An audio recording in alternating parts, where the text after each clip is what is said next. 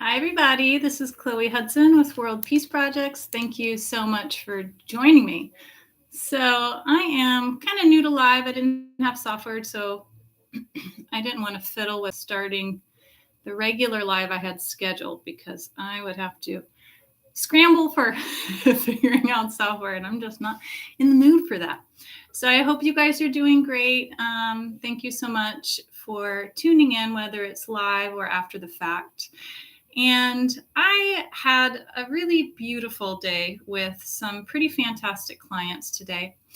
And it really brought up the importance of the inner child work and aspects of self-love.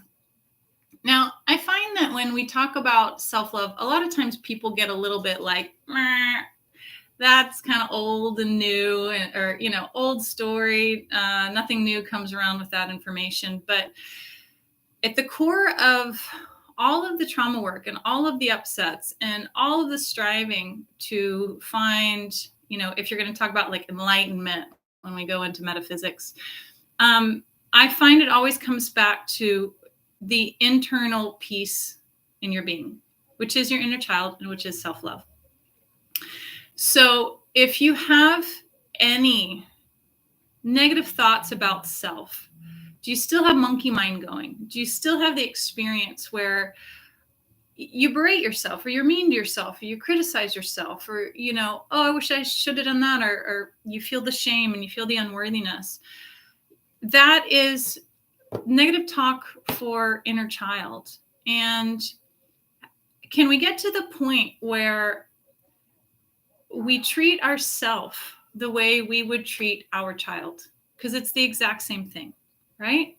So I'm going to take a few minutes and set up some space. I would like to create kind of a safe space, energetically speaking, and ask Spirit to come forward. So I'm just going to ask Spirit to join us. Thank you to my ancestors, my guides, to Spirit, to all of the elementals, sending love and light to all of us, to consciousness, subconsciousness, higher dimensions, all of the astral planes, the physical 3D reality, thinking Earth Mother, asking for protection and safety, and calling in inspiration, enthusiasm, and joy, and thanking all of the energies present, offering love and light to everyone in the world right now, especially those that require more, and thanking Spirit for always being with us and protecting us. As above, so below, and so it is. Thy will be done. Excellent. Okay, so inner child work. I have been working tremendously on my inner child lately, and I feel that I have hit some really amazing goalposts lately. I'm pretty grateful for this. My inner child is very happy, and I experience a extreme difference in my happiness levels when she is happy, when my inner child is feeling heard and received and loved and listened to. And this is kind of a 24/7 type experience, because if you are a parent, you are always caring for your children. And it's the same with the inner children work. So if you're having any experiences through energetic stress or upsets, this can be as seemingly insignificant and inconsequential as road rage, right? That is a very aggressive way of treating ourselves. And our internal joy in all of our relationships, in one way to say it, I listen to a lot of biofield tuning. If you guys haven't checked out this work, it's fantastic. I absolutely love it. Her name is Eileen Cusick. She owns the company, is the founder of Biofield Tuning, and she uses tuning forks, which is a fantastic way to do healing work because it's only frequency. So it's quite passive. You're just receiving the healing. You're listening to the frequency tones, but your body is resonating with the frequency, and it is finding the matching frequency and recalibrating itself. So it's an amazing way to heal yourself, especially if, you have resistance to healing work, or maybe, you don't want to work in the spiritual realms. It's frequency, it's tonal frequency. So it's a lot easier. Anyhow, one of the women that was offering a healing, she was saying that relationships, and one way to look at it, are simply your thoughts about the person. I had to kind of think about this for a minute. I'm like, well, I don't know about that. And then she uses the example of, for example, let's say, one person's frustrated and they say, can you please take out the trash? Well, one person can have a thought about that, or like, how rude is that? I don't want to take out the trash right now. I don't have to, right? And that immediately puts you in a defensive perspective within the relationship. Or you could be detached about it and say, oh, they seem stressed out. Let me just help them out and take out the trash. So it was an interesting way to look at it, because yeah, absolutely. In one regard, all of our relationships are simply our thoughts about the other person. And all of our thoughts about other people or other situations in life are always going to be a projection and a reflection of what it is we're internally experiencing. And usually this is going to be subconscious. We personalize a lot of things when we don't have a comfort and foundation in inner core strength and safety within our inner internal world. Because when we're safe in this internal world, it really doesn't matter what's going on to a certain degree until it, unless it becomes life-threatening or it gets to the point where we can't meet our basic needs. But for the most part, in general, and in everyday life, for those that live in a first world country and have their provisions, if we have a very safe, comfortable internal environment and healthy relationship with self and inner child, then it's a lot easier for us to be detached and experiencing others through the allowance of them to show up in any way they want, and us not need to feel that we, have to take this personally, that it has anything to do with us. So being cognizant of our thought process is very important, and allowing somebody to have their own space. And this includes, can you allow your inner child to have their own space within their experience, right? Because the inner child, or the alters and aspects, which I talk about a lot, have usually quite a traumatic way that they show up in thought form.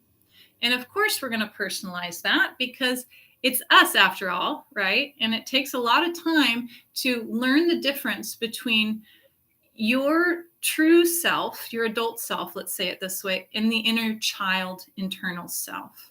The inner child internal self, if they're in any traumatic experience or they're personalizing something that is upsetting or uncomfortable for you in any form, they're already in a state of stress.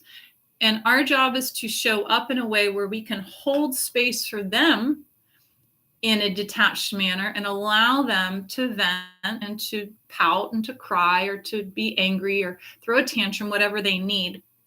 Hold space for them inside of our being without that needing to explode out of us beyond, our internal private environment. And this is the challenge of the alter and aspect or inner child work. It's all the same. When I say alters and aspects, maybe you're dealing with an adult part of you that's, always in road rage, using that example, but we can always trace it back to an inner child piece. So the challenge I find is to get to a place where you love and adore and are so grateful for your inner child so thoroughly that you would never, ever think to be mean, cruel to yourself, berate yourself, hard on yourself. You'd understand that as soon as you're feeling or experiencing shame or unworthiness, that you're immediately wanting to hold and coddle or swaddle your inner child. Can we get to this place? And that's the real work. And that takes a lot of practice, because often our core beliefs are such that we don't deserve that. And sometimes we don't even know these core beliefs. But I have found that in general, baseline for both humans and animals, core wounding is shame and unworthiness. And then for the most part, everything umbrellas out of that. So a lot of us don't even know that deep within our being, we hold a tremendous amount of shame and unworthiness.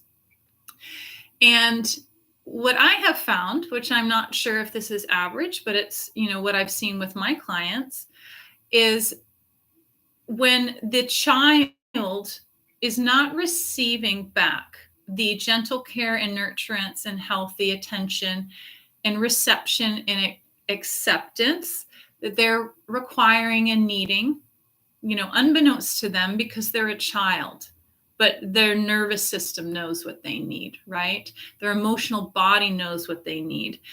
When they're not receiving the unconditional love in the various different forms, then they start to process that it's their fault, the same with animals, first and foremost, and that there must be something wrong with them and they're to blame.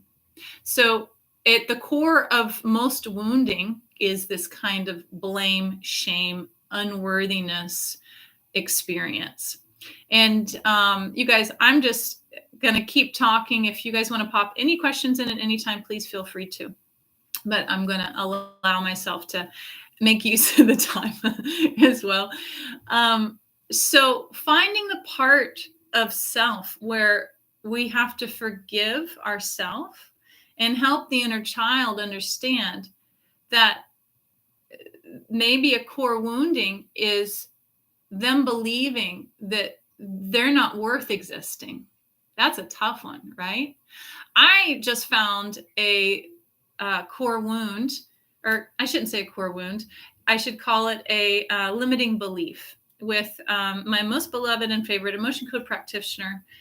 She found a limiting belief, or thought rather, that it's dangerous to be me. Right. And that really aligns with what I've expressed I've been going through lately in a various amount of ways.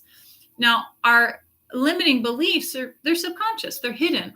Some of us know what they are. We've done the work, right? But I was like, yeah, absolutely. It definitely has been feeling dangerous to be me for the last couple decades, So that really resonated. It was spot on. And, it takes me back to finding the part of my inner child that was so petrified to show me that she blames herself and she feels at fault for all of the times where she never received the unconditional love. And I find a lot of times that people that have an aversion to talking about the unconditional love piece, the self-love, the inner child work, it's because they had very aggressive and very rejecting experiences around being shown their value and their love. And this is kind of like, walk it off. Boys don't cry, men don't cry, toughen up, right? Cowgirl up or cowboy up, as I heard a lot in Texas. That type of experience, right? They're not comfortable with the softness and the vulnerability of the obviousness of self-love, right? So the inner child piece has been coming up a ton lately because, I primarily focus on trauma and emotional wounding. I offer a tremendous amount of past life, right, or alternate timeline clearing, regardless if we're looking at future interdimensional timelines or what have you. And when I communicate with animals are always showing up with their emotional upsets, and all of it comes back to anchored emotions and upsetting experiences where they weren't fully heard, received, acknowledged, understood. And that is just hands down at the core of every human that has any issue. So, I challenge you guys to take more care around embracing and supporting and being with constantly, having a constant dialogue with your inner child. Do you have a deep rapport and extremely tight-knit relationship with your inner child? And if you don't, why not? Do you want one? And if you don't, why not? Right? You should really look at that, I think, because your inner child is where your joy comes from, your happiness, hi, Ben. Thank you for stopping by to say hi. It's good to see you.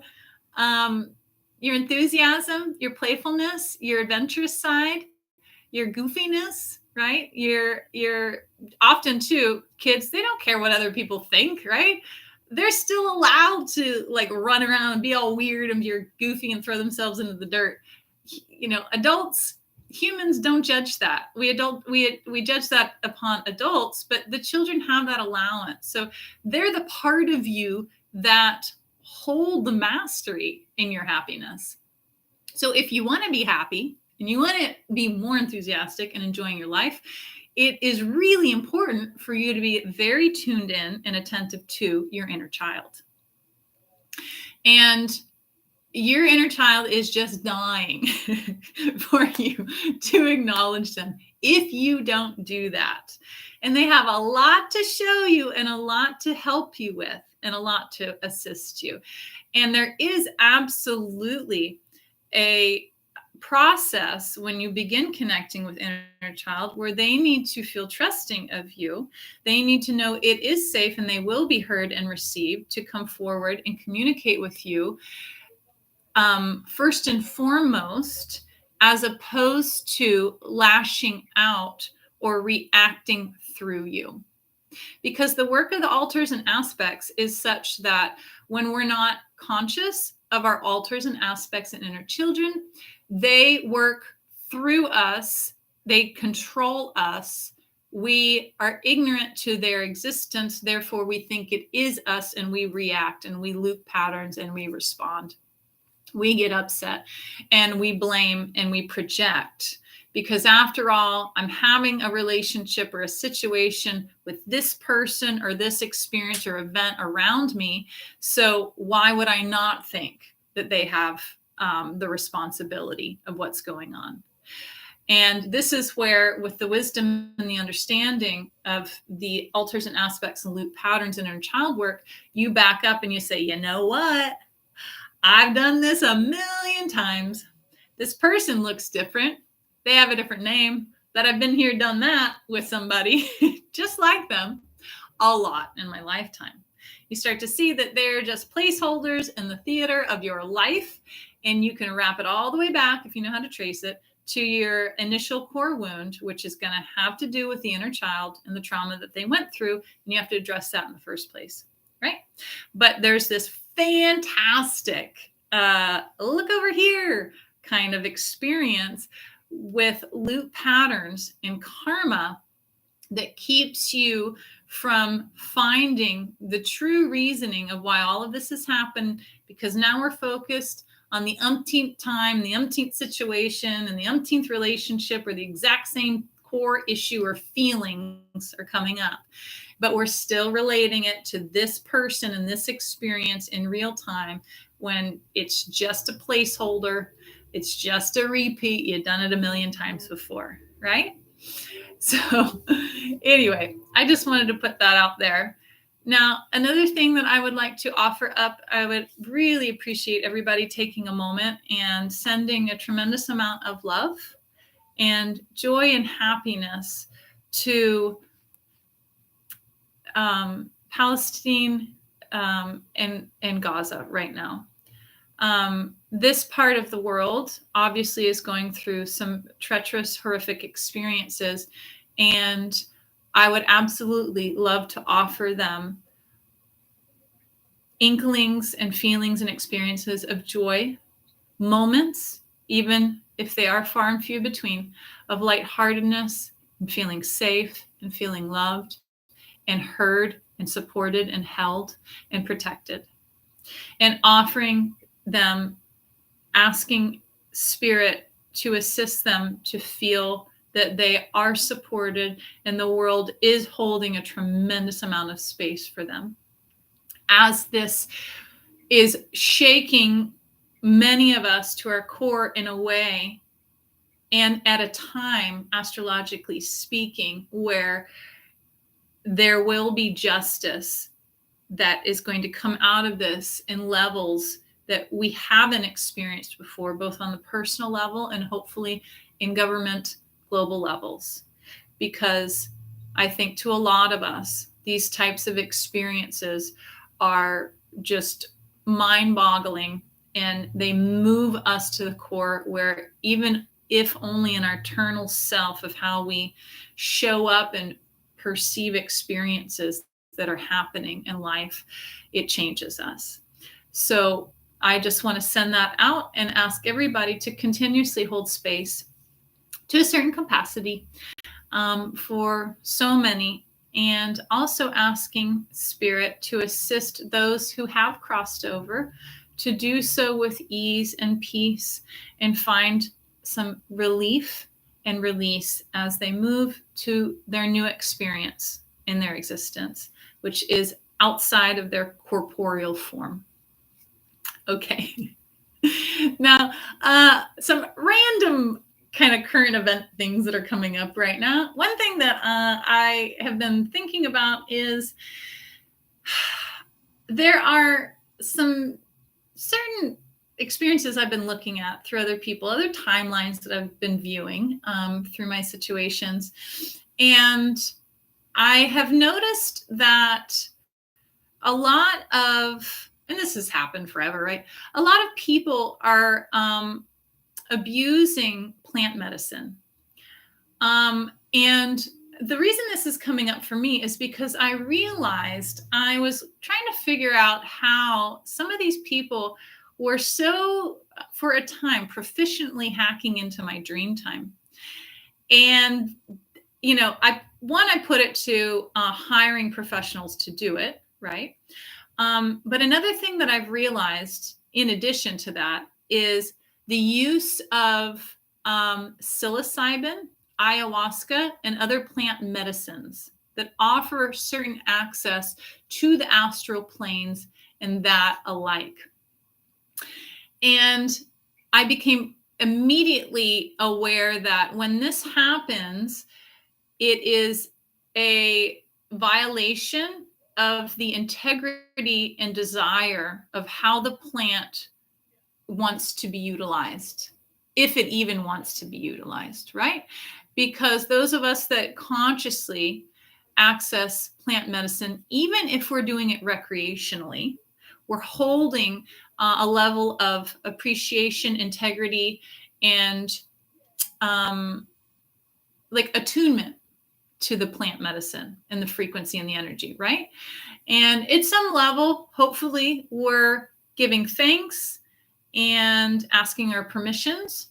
And when this doesn't happen, right, we're already accessing the medicine in the way that it shifts our reality, right? When the psilocybin kicks in or the ayahuasca kicks in, we're doing it in a way where it's already fracturing the integrity and the intentionality behind the plant kingdom as a whole, right? Not just the specific plants that are within the dose that one is taking. So I tuned in the other day to psilocybin, and I asked, and I said, into fungi alike, I said, what happens when we abuse this type of medicine? Specifically, I was asking in regard to using it for psychic warfare, right? And they said, you become absorbed into the network. And that is what I heard, but what I was shown was more like, if any of you guys have watched documentaries around the amazingness of fungi in general, not just psilocybin, but the entire fungal network, it's incredible, right? They are nature's Wi-Fi, right? They're a connected network underground that has a homeostasis and a symbiosis with the trees and the plants around them. And they are connected through vast areas and ranges and constantly communicating through high intelligence. And offering and trading out nutrients and minerals with the trees. It's really an incredible, nature is incredible, right? The whole setup or functionality, if you will. So the imagery that they were showing me is when people are utilizing these types of medicines in an abusive way and in darker agendas, the fungi is specifically, as I was asking, because I've had other communications with ayahuasca and the energies of ayahuasca, and I've got videos on that, but I'll go into it a little bit here, is that getting absorbed into the network, it showed me immediately the experience. Hi, Brenda. Thank you so much for joining. Was of the matrix, how when you're hacked into the matrix, you are potentially a Mr. Smith, right? So it was like the consciousness, when we're accessing those levels of consciousness, our consciousness, if we're not doing this with intentionality and permissions and understandings of the trade-off, because there's always a trade-off. People don't understand this often with plant medicine, is there is always a trade-off. Energetically speaking, consciously speaking, astrally speaking, to be permitted to access the realms that they have to offer you. And the trade is not you paying money to another human that's giving you the plant medicine, right? That's the human trade-off. But there's a whole other trade-off when it comes to plant medicine. So it was like, if you don't know how to, and this was what ayahuasca taught me. I've never done ayahuasca, but I communicated with the beings of ayahuasca. And I'll tell you about that in just a second. Anyhow, that the consciousness, when we're accessing those realms and they're expanding our consciousness and they're dropping barriers in our brain that compartmentalize and clarify the differentiation of what's our interpreted reality and then what is an extra sensory reality, right?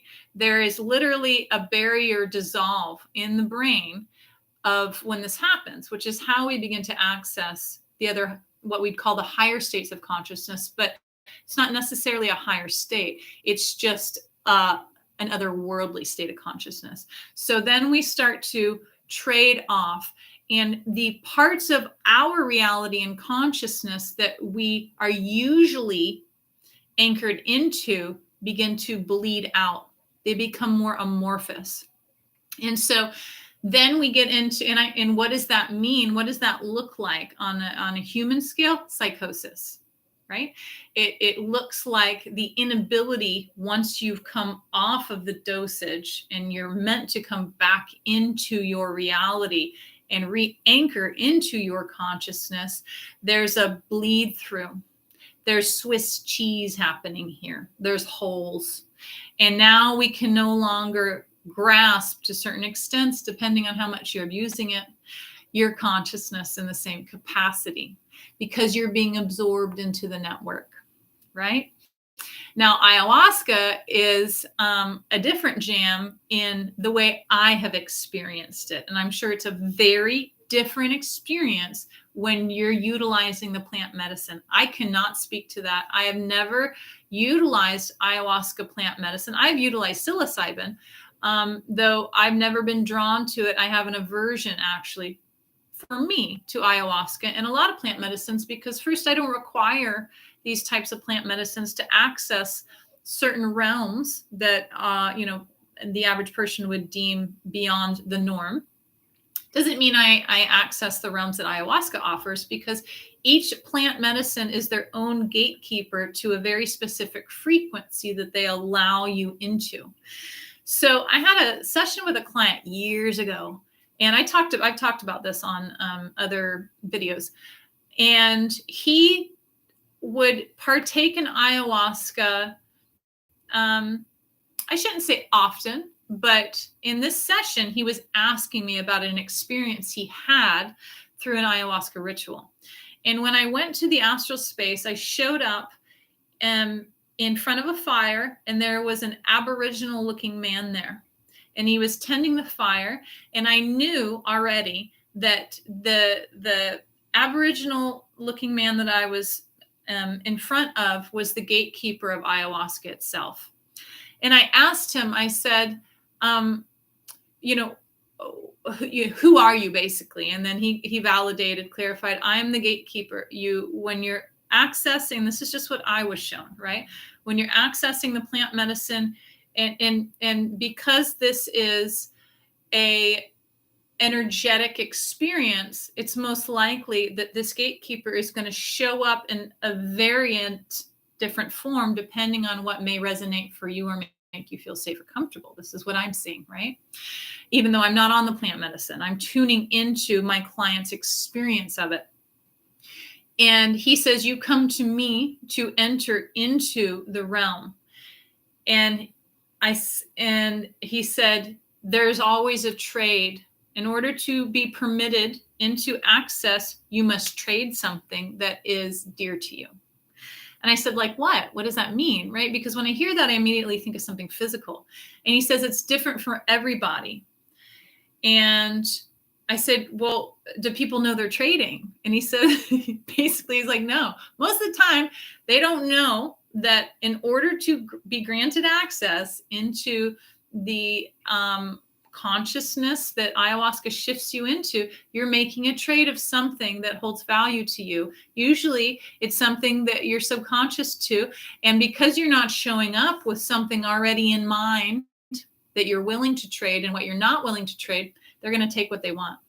And I thought that was really intriguing, because I haven't heard from anyone, not even the shaman that I interviewed, that that's the case, that there's a trade-off. But of course there's a trade-off. There's always a trade, energetically speaking. And I found that really concerning. So anyway, that's just something I wanted to note, because it's been coming up for me. Roxanne says, what's an example of a trade-off in a shamanic ceremony with ayahuasca or mushrooms? Well, the way I took it is a trade-off would be a part of our consciousness, or possibly even what we might deem as like our intuitive gifts. Some trade, energetically speaking, and it's different for everybody, just like he says, and you're not going to be aware of what's being traded if you're not showing up knowing already what you're willing to barter with and what you're not willing to barter with. So it could be memory. It could be an important memory to you that just gets lost and you're not aware of it. It could be, maybe a part of how you access your intuitive abilities. It could be anything, because it's up to the gatekeeper, right?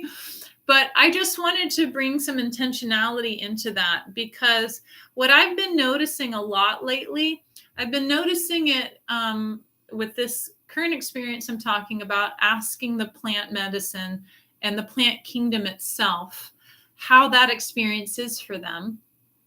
And I've also been noticing it a lot with the animal kingdom. Because when we show up in life and take on a role where we consciously are stewarding different aspects and children of Earth, we have more awareness and intuitive perception around what it is that they're needing and where their needs are being unmet, right? And I've seen this for a long time with, for example, when I talked a lot to the elementals. This would happen when somebody would call me up for a house clearing, or I do a land or space clearing. The first thing I do, hands down, is connect with the elementals and the devas of the property. And almost every time they were livid. They were pissed and they get mad. And just imagine, like, totally Harry Potter style of these little gnomes or fairies or whatever the devas are of the space. They're yelling and they're screaming and they're trying to be loud so the humans can hear. And they're irate. They're in fury because They cannot believe, always, this is always the case with the elementals when they're not acknowledged, and they rarely ever are.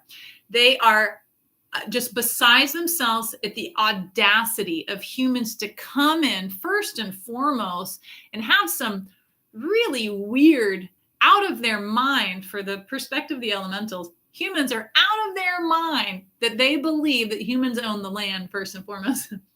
And then just to demolish everything and not have a moment to counsel with the elementals, they are so upset and besides themselves, right?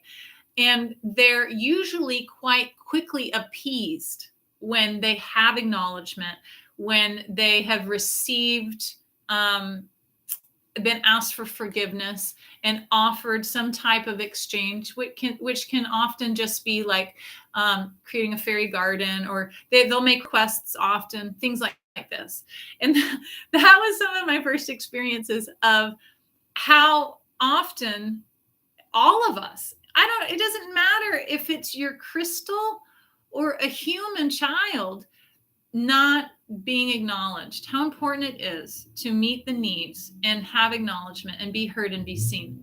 Now, the difference with certain elementals and the plant kingdom especially is the elementals sometimes, yes, like the actual energetic devas. The devas have emotions, but the plants don't have emotions. They have frequency and intention. Same with crystals. They read frequency and tension. They can record emotions, but they're not showing up in an emotional way. And it's very common for humans when we're tuning into these different energies to anthropomorphize and overlay our belief and emotions onto the crystal or the object or what have you. Catherine asks, is this the case with cannabis as well? Also interesting. Thank you, Catherine. Thank you for joining. Good to see you or read you. Yes, absolutely the same with cannabis. It is the same with all plant medicine because there's intentionality. Now, I'm not saying is it the same of the trade-off, but as we're talking, I'm kind of getting a yes, which is interesting, tuning in a little bit to cannabis. Though I'd have to say with the way you explained, Catherine, the other day of what sounds like fantastic, and tell me the exact name, your cannabis rituals when you're doing cannabis meditations. That is a wonderful way to show up with intentionality, with honoring the plant and the energy of it and utilizing it to a capacity where the integrity is intact. One thing that's really important to understand about plant medicines in general is, for the most part, they are seductresses. Plants seduce us, right? Think of, Eve in the Garden of Eden. This is a seduction, right? There's an allure to accessing the medicine and utilizing it, right? There is an ambrosia, an aphrodisiac, right? Psychedelics might not necessarily, natural ones do. Natural psychedelics like psilocybin, they offer you a sensuality for the most part, if you're feeling comfortable with it. So you need to understand that it's a seduction, right? And usually when we're being seduced, there's something being taken to the benefit of the seductor or the seductress itself. It doesn't mean it's negative by any means, right? But there's always a trade. Lucy, hi, honey. You said everyone and everything needs a mother. Yes, exactly. I don't know why I had a thought the other day about super random, getting way off, changing topic here real quick. But in this, I don't say this in any way to be like a feminist or belittle men at all. I think it's quite the opposite. I think it's very honoring of men. But I was thinking about the other day how, in general, when it comes to like, when we're looking at the topic of like divine union and things like this, it's more common for the feminine to be at a certain level of awakening or whatever, or consciousness, and the masculine to play catch up, right? And I've seen this ever since I've been in the spiritual realms, right? I've looked at this plenty when you look at the whole twin flame paradigm and all this type of stuff. And I was wondering, like, why is that? And then I was thinking about the Bible. And this is my take, guys, but I actually, as it stands right now, I do not believe that the man was created first. I believe that it was the female that was first because she birthed the male, right? And like, why the ribs? Super random. Like, super random.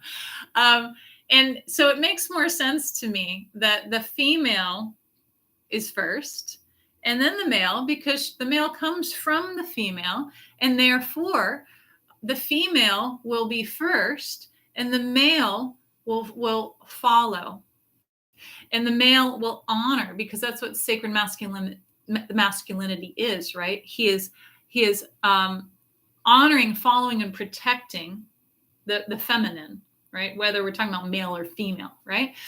And anyway, which makes sense with our inverted reality of how this is still a patriarchally dominant world in general, but it's backwards, right? Because the feminine energetics hold the emotional intelligence as their more dominant asset. I'm not saying there's plenty of men. For example, Ben on the channel right now, he is an extremely emotionally intelligent man, super sacred masculine, love you to death and your whole family. But we're talking about masculine and feminine dynamics, right? So a gift of the feminine energetics is that we come to the table with the emotionality. And when we have emotionality regarding, world governance, there is compassion intact. And there is time taken to look at the needs and caretake more than a more mechanistic, logical based perspective that we are seeing, in general, for the majority of this world in regard to governance. Brenda says, or Lucy says, to be heard and acknowledged in loving acceptance is huge, right? It's huge. And I don't think people understand how huge that is until they experience it. I studied in nonviolent communication, otherwise known as compassionate communication, for about a year. It's an entire education platform, and it's pretty amazing. And the teacher that I studied with, I remember one time leaving her home after a lesson and being like, wow, I have never felt so heard and received in my life. And it was like the most elating experience. And I was so fulfilled. I was so at ease. I was so satiated. I was so light, because she was such a master at helping one be heard and received and proper listening. It's huge. And most of us are missing it so significantly that we don't understand how amazing it is and how much of a requirement it is for unconditional love and true happiness until we've experienced it, right? Brenda says, is it true that our physical bodies have their own devas? Yes, absolutely. If so, would this highlight the importance of acknowledging our bodies each day, i.e. pujas? Yes, that's huge. Your body, it's very important to tune into the elementals of your body. And, in one way, the elementals, going back, for example, to the negative effect of not doing that, to those that I was looking at that are abusing the plant medicine, they're doing it through dark ritual, and so often that the elementals in their body have fractured now. When that happens, your physical health goes down the drain real fast.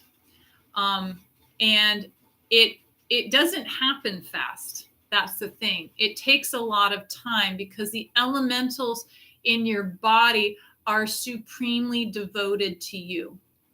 They showed up in you.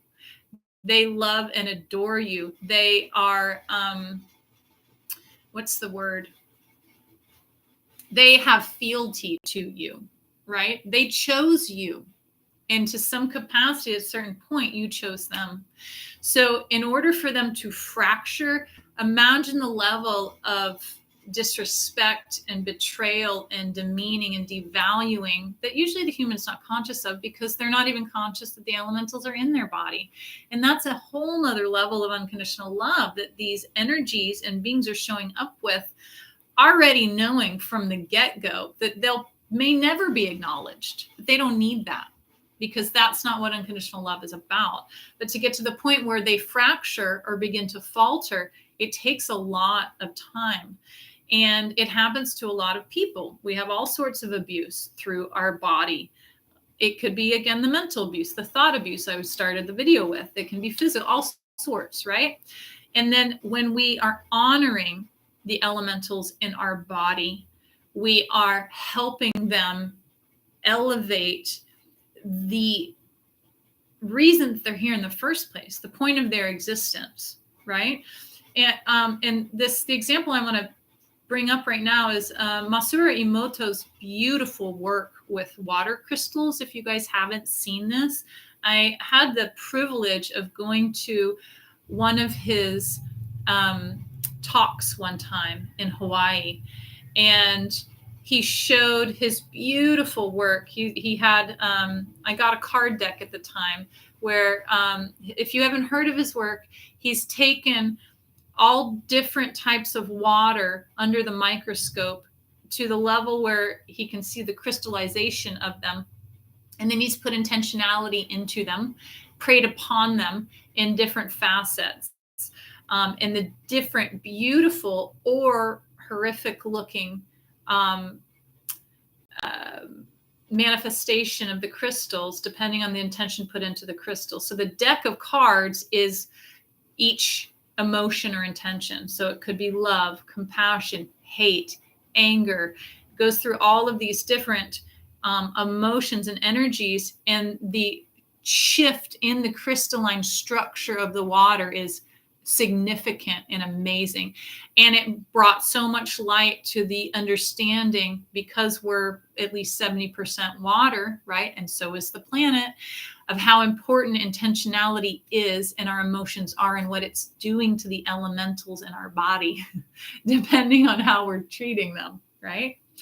That's why it's super common in a lot of hippie and or spiritual, or granola or whatever you want to call it, communities where you've got all sorts of affirmations written all over your glass bottles, because most of them won't drink out of plastic. It's a glass bottle. Sometimes it's one of those like infrared blue bottles, right? Like the violet bottles with intentions written on it, because they're charging their water, right? Or that brilliant woman that my friends actually, I have a girlfriend that is friends with the woman. Big ups to her. It's recent, where she has the patent for those those water bottles that have crystals in them, right? Super simple, brilliant idea. It's just a glass sleeve with crystals in it inside the water bottle, and it charges your water. How cool is that? Things like this, right? Lucy, is divine or in divine union, both are one and split here to be able to experience each other. However, it is not duality, as principle and attribute, all is one. Absolutely. And it's polarity.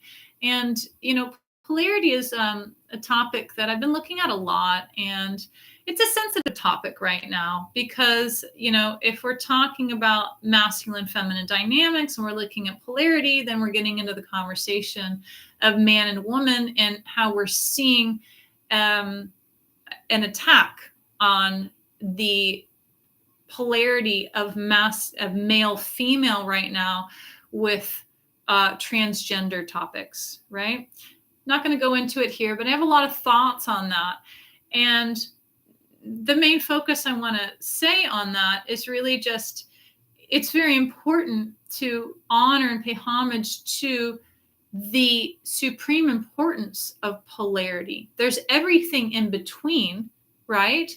Though there is a very important balance of polarity. Here's a great example. A lot of us have been focused on and are quite concerned about the pole shift of the world, right? What does that mean? It's like in one capacity, when the pole shift happens, that means the world literally flips upside down. There's been this huge fear mongering around it for a long time, but it's a big deal because it could potentially throw the entire world off of kilter. It could be magnetically speaking, if the magnetosphere shifts. It could be energetically speaking, physically, what have you. But polarity balance is extremely important. When our body gets off kilter, one little thing in your system, everything can go haywire. So polarity is something that I've really been looking at a lot in a lot of different capacities. Let's see. Okay, Lucy says, compassionate communication is how I weave my beautiful web that supports me and helps me support others. Yeah, and it's huge. At the beginning, the book, Nonviolent Communication and Compassionate Communication, is a real short read. I highly advise reading it. But in the beginning, Dr. Rosenthal, I believe, is the author of this book. And he tells a beautiful story about the Dalai Lama at the time. I believe it was his nephew. His nephew or his cousin came to stay with him for a summer. And they did a project over the summer. And on the wall of their home, on one wall, it was all of the verbal acts of aggression that they witnessed or experienced throughout the summer. And on another wall, it was all the physical acts of aggression that they witnessed or experienced over summer. By the end of the summer, there were way more verbal acts of aggression, and every physical act of aggression was initiated by a verbal act of aggression, right? And that's kind of the intro into how important compassionate communication is, because our communication is everything. And in communication, it doesn't even have to be language. Every type of communication, these crystals communicate, your plants communicate, right? Everything that is frequential, which is all of existence, is communicating in some capacity. What is constantly happening nonstop all the time for every living being on this planet is they're constantly trying to get their needs met, right? So when it comes to verbal communication, every communication is an effort, usually an unconscious effort, to meet your own needs. This is why people repeat themselves, because usually they don't know their own needs in the first place. And then when that subconscious need or unconscious need is not being met, they continue to use the inefficient communication to get the need met. So they repeat themselves over and over and over because they're not even conscious of what's happening. It's a really interesting read, guys. I highly suggest it.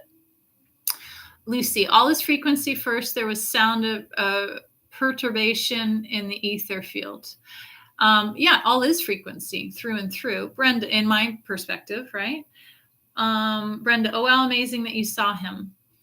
Yeah, it was really cool. I felt really blessed for that. And it was such a beautiful presentation. And what a brilliant download, right? What a brilliant download that really changed humanity to a pretty significant capacity. That's another thing that, I've been thinking about lately with the inner child work.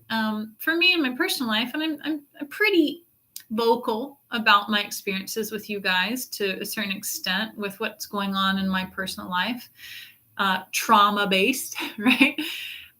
So I've had a breakthrough with my inner child to the capacity that it really showed me how every single human can change the world, right? We hear this, right? And we have examples of this in school. We look at Martin Luther King Jr., amazing beings like him, and see how one person can change the world, right? And there are many of these examples, but they're still so far removed from us often. Most of us don't live in a culture where it is common and obvious and nurtured and just baseline that every single human can change the world. And that's what my inner child has been showing me lately, is that all of us are constantly changing the world. And we don't acknowledge that enough. We might not be changing it in the way we want to, right? Because everybody listening here right now knows, at least intellectually speaking, that they're a creator being manifesting their reality. You might not know that through and through experientially yet, but I'm sure you're working on it. So in that regard, we already know, intellectually speaking, that we are always changing our world and the world around us. Quantum entanglement shows us that everything we do affects others and vice versa, right? There's a huge responsibility in that, and there's a huge offering in that. But the inverted reality and the entrainment, indoctrination we're raised in is meant to squash the acceptance and baseline inheritance. You're born right, that you are a game changer. You do change the world. You do change the reality. That's your legacy, first and foremost. So it's not, can you? Of course you can. You're already doing it. It's, how do you want to do it? At what capacity do you want to do it? That's the difference. It's not, I want to change the world. You do change the world. You're already changing it just by being here in so many ways. We can't necessarily see how we're doing it, but do we need to? Because let's go back to the example we were using with the devas and the elementals in your body. They're so devoted to you and their role and their existence. They don't require the acknowledgement. They love it. They're so grateful for it. They are so endearing and in adoration of being acknowledged. We all are, right? But it's not a requirement. So it's not a requirement for you to know how and to be acknowledged for changing the world, right? And to know at what capacity you're doing it. But you can show up in very specific ways, in unique, creative ways of how you want to show up and change the world. You can own that for you. And it's really important that you own that for you at this point. And that's the graduate from victim into command and sovereignty. Because when we're in victim mentality, which everybody has to experience to some capacity, which victim is like a shadow expression of vulnerability, right? You graduate from victim in perspective of situations, regardless of if you actually are being victimized in any capacity. And then you start commanding your sovereignty in deciding in what ways you want to uniquely show up to change the world. Lucy says, that topic is used to create division among us. Polarity is essential here. Absolutely. Brenda says, 100% we were created to be creators. Yes, we are all creators. And so at what capacity are we going to utilize that and take responsibility for it?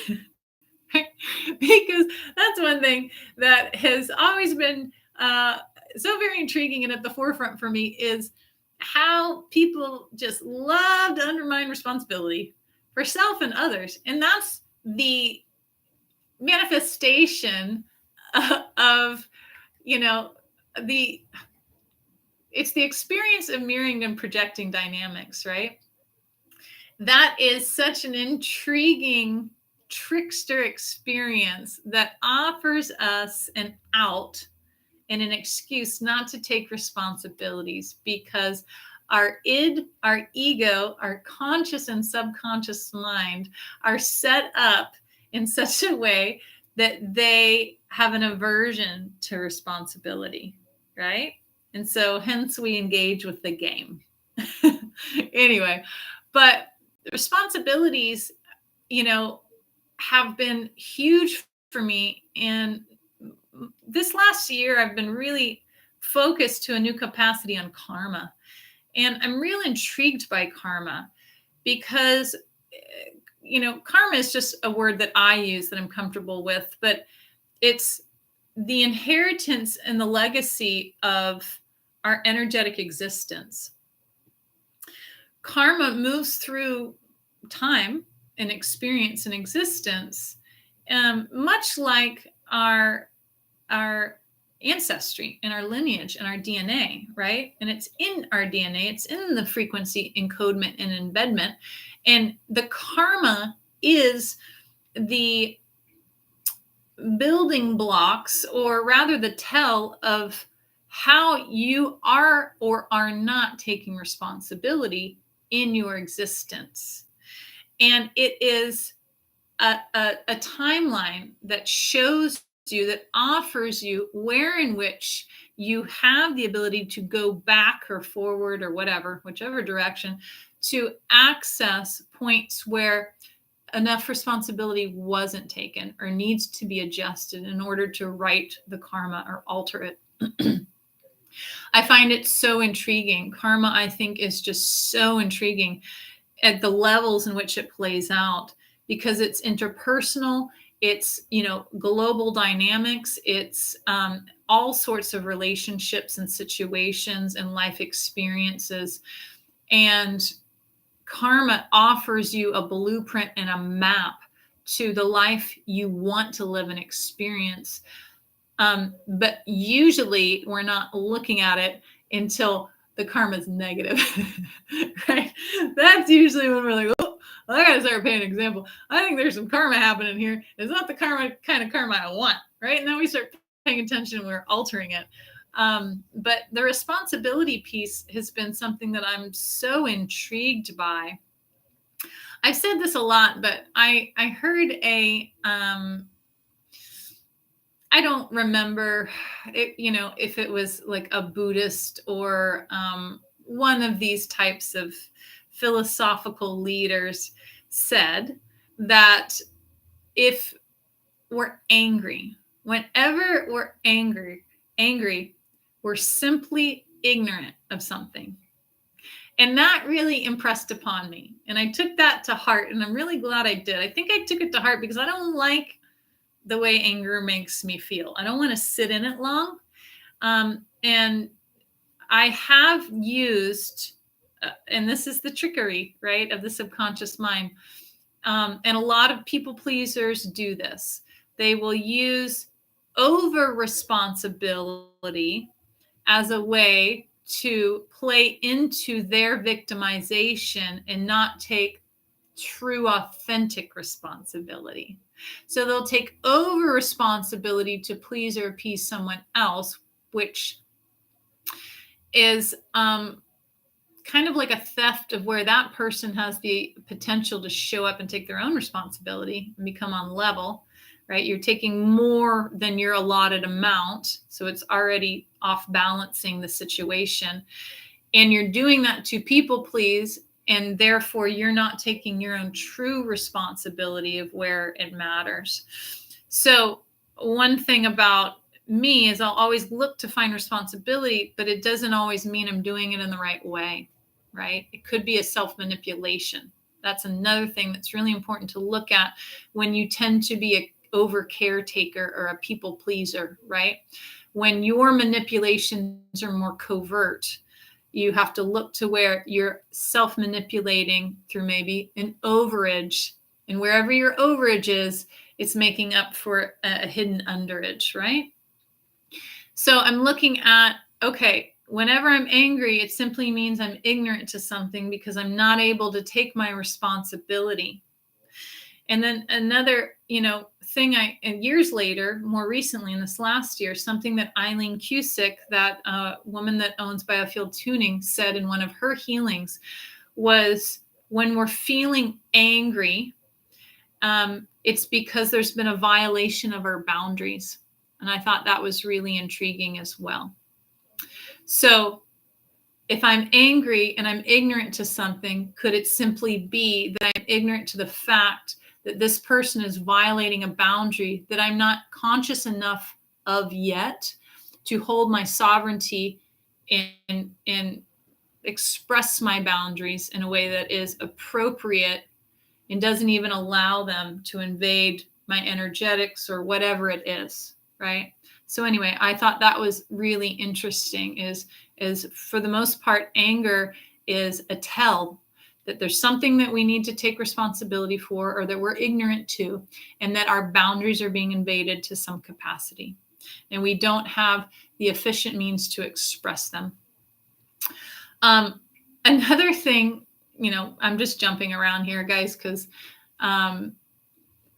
it can, and there's not a lot of questions coming in.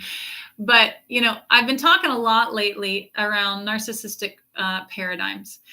And something that I've come to the understanding of, and this is super general, right? Because this topic can be really triggering, but a huge out of that type of experience and a solution is just straight sovereignty. When you're in your sovereignty and you're in your free will in a way where you're maintaining your autonomy so thoroughly that it's easy and comfortable for you to command your boundaries. You don't feel bad about it. You're not concerned if it hurts somebody's feelings because they're personalizing something that has nothing to do with them. Your boundaries have nothing to do with them. It's all about you. It's how you are meeting your own needs, right? When we're holding our sovereignty, it makes you become impervious. You're impenetrable to this type of dynamic and energetic. It can still be very annoying to you, right? That's why it's important to pull back and disengage. But that is really a very general way in which to just shut it all down, right? Rock says, what is the first thing you can do if you notice the loop pattern placeholders repeats? First thing you do is you acknowledge the alter or the aspect. So if you're in a place in your life where you're seeing that you're looping, you're welcome, Lucy. You're welcome about the advice about boundaries. Thank you. If you are noticing loop patterns in your life, then there's an aspect at play. Find your inner child, find the alter. So when I say alter and aspect, I'm talking about the part of you that experienced the trauma in their real time, whatever part of your life it happened in real time, a trauma anchored.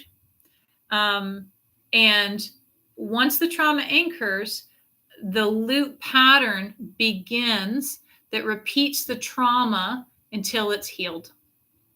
Unhealed traumas always repeat themselves. So, for example, unfortunately, if we look at what's happening right now in Palestine and Gaza, this is a loop pattern that we've seen in that part of the world for a very long time, right? And it hasn't been healed yet. So unfortunately, it's looping. That's my perspective. So you immediately address the aspect or the alter or the inner child. They're all the same. They're all one and the same. That is in trauma. That's when you acknowledge them. You turn around inside self and you say, hey, I hear you. I see you. I know that you're feeling the way you feel. You're experiencing this trauma, and you hold space for them and you make contact and you start to communicate with them. And it's really, really important because most people will loop their whole life, right? Many times, many different things. That's the importance of shadow work, right? Because so much of our existence, most of our existence is subconscious and unconscious, right? Scientists have proven this. So when you start to tap into your subconscious and you're acknowledging the part of you that is controlled by your subconscious, you start to command your conscious reality by addressing your subconscious reality. And because your alters and your aspects handle you, they control you. If you're ignorant to them, you're controlled by your inner child. You're controlled by your alters. You're controlled by your aspects. And they can be very unruly and they can ruin your life because it's their way of communicating with you that they need help. They don't have the ability yet to say to you, like I could say to you, hey, I need help. Can you lend me a hand? They communicate to you through showing you the loop pattern that's manifesting yet again in your reality. You have to understand their language. You have to be able to decipher what it is they're communicating. And it's through the loop patterning that's manifesting yet again in your reality with these new actors and placeholders around you, right? And the ego is going to want to focus on the issue being the real-time people and problem that's being looped. And of course, that is logical, but that's not the root issue. That's the Band-Aid, right?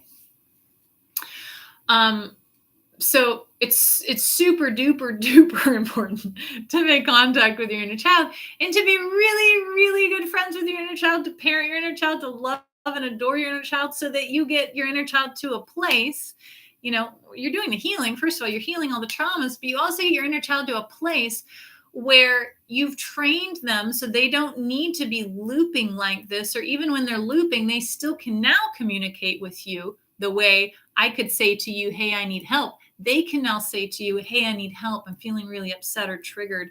This is making me feel very sad. And or when you feel it, you recognize it's them immediately, right? And this can happen. And that's what the inner child want, because they want to be caretaken. They want unconditional love. So it doesn't have to take long for you to get to a place where they trust you. But it's very, very important. Lisa says, excellent. Sounds like CTT, consciousness transformation technique. I don't know that exact coin technique, but yeah, I'm sure it's very much the similar, it's probably all one and the same, depending on, whatever name we're calling it. Right. So yeah, inner child work is very, very, very critical. Especially when you want to re-embody your happiness, right? Because your inner child is where you initially experienced your joy. So they are the gatekeeper and the caretaker of that. And if they're not happy, we got problems, right? Brenda says, thank you for highlighting that. Tending to my inner child is the only thing that got me out of victim mode. Yeah, it's huge, right? Because they're our original victim. They're vulnerable and they need to be scooped up, and they need to be held, and they need their tears wiped, and they need, when they scrape their knee, you're the one to clean it.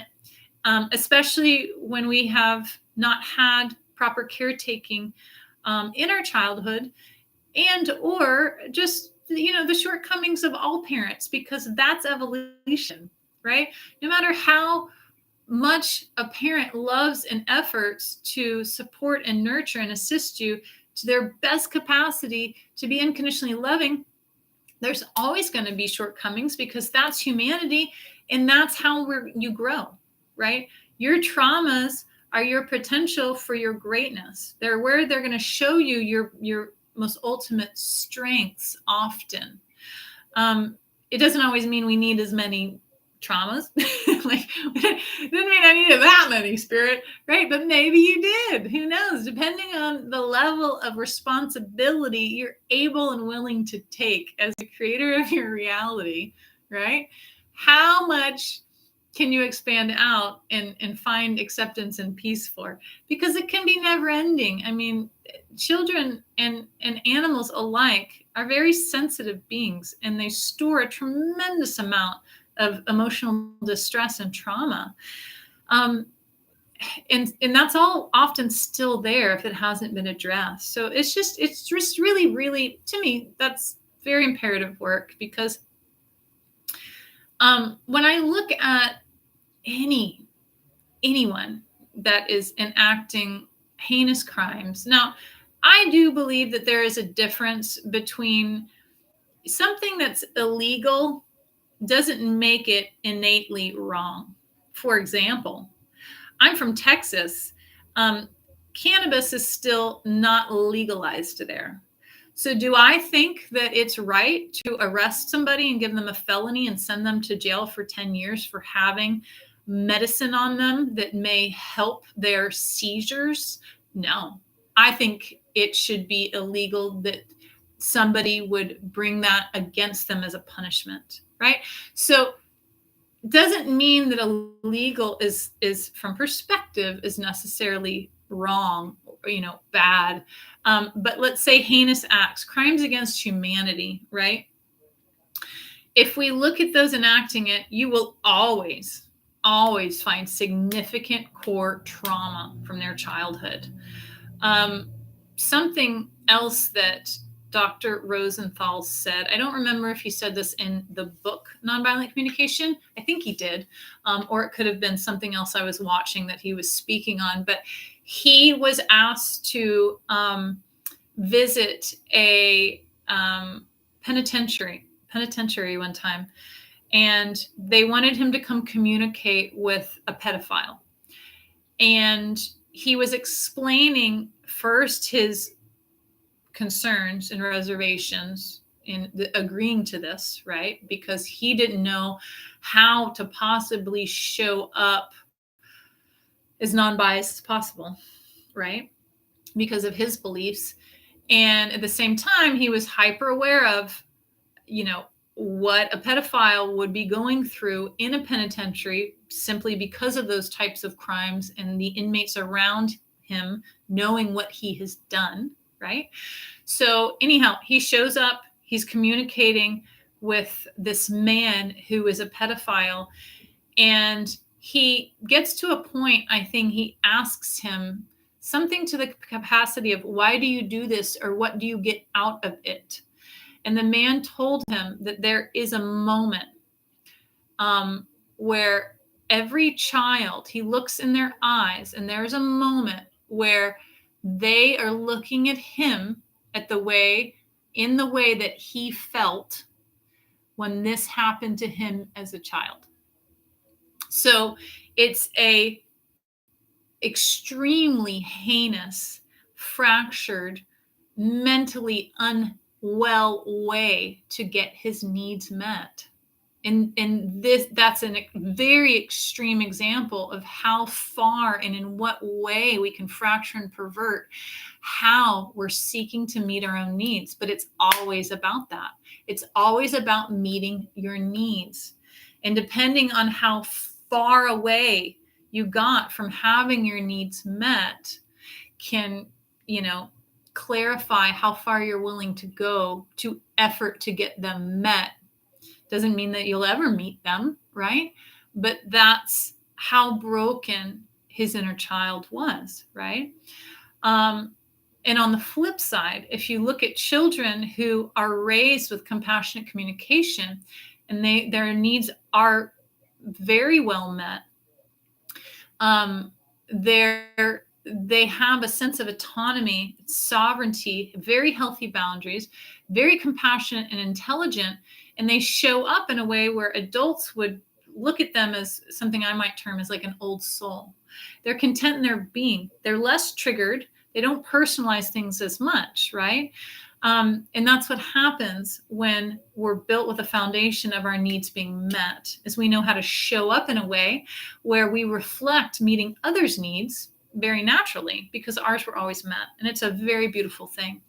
So a tremendous amount of the world's issues can, in my perspective, come back down to the healing of your inner child. That's the way I like to show up and try to help change the world. That's one way.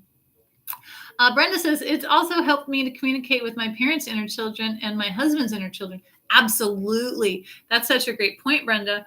And that's something I love to do once I've gotten to the point where my inner child feels heard and received around the trauma or the timeline I'm looking at. Then it may be very supportive of them, especially if they're feeling blaming the other person or victimized, to then be able to see that the other person has acted in this way because of their inner child wounding. It doesn't take away the responsibility of the action or the treatment, but it clarifies why it's happened. And that's huge, because then it's such a beautiful thing. Let's say you're doing the timeline clearing where the inner children can meet and can bond and nurture and love each other. And when they connect, it makes it so much easier for when that adult human is communicating with your adult human, or even in hindsight, looking back at all of these different experiences or traumas you may have had with your parents or your siblings or what have you. If your inner child and their inner child is now attuned to each other, regardless of the actions of the adults or the older selves, the inner child can find their own love and forgiveness and peace and play together. And when that happens, and this is all happening energetically, right? Or in your emotions. When they are like, whatever, the adults are doing what they're doing because they're subconscious to us, but we're conscious to each other, we can go off and play together. And the inner child is no longer going to personalize what the other one is spitting back and forth to the other one. So then you've healed the trauma.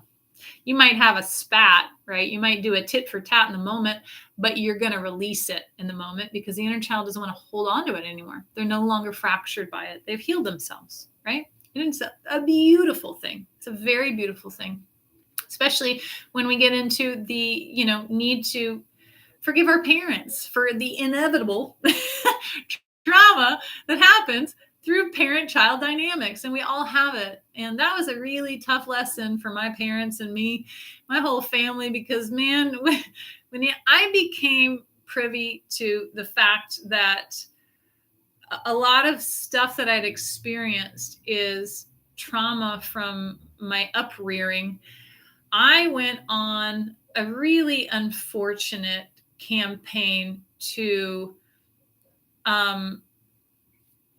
ostracize my family. I didn't communicate to my family for like a year, and this was in my 20s, and it was so devastating to them, especially my mom. I treated her so horribly by not communicating with her. She didn't have a clue what was going on. And I was so much in my ego, and the only piece I had was that I'd only been able to track the fault back to them, right? But I couldn't get past the blame. I couldn't take enough responsibility to see that this is normal in experience, even though it didn't meet my needs or what have you, just because that's what happens. I didn't have enough information. I could only get that far. And I put so much on them, and it was so painful for them. And it was another huge lesson. And it was kind of like my subconscious ego wanted to punish them for putting me through this, right? Which that's not fair either. But that, when I finally came out of that and shook out of my ego and realized what I'm doing and how I'm still playing mass victim and not wanting to take responsibility, and now I'm just traumatizing and tormenting through silence, my mom and my family, there was so much regret. And what I had ended up doing is just compounded a tremendous amount of shame back onto myself that was already at the root of the issue, right?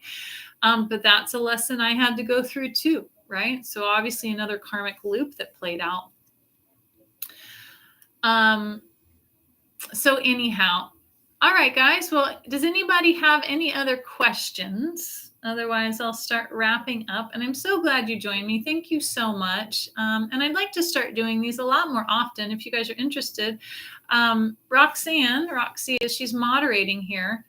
So thank you so much, Roxy. I'm happy to start doing these weekly. And if there's small numbers, maybe I'll just already show up with a topic to offer, just like I do with my regular videos, so that I can fill time in between any questions. But thank you for joining me. It has been a pleasure. I hope you're having a beautiful Wednesday, and I look forward to seeing you soon. Take care, guys. Have a lovely evening.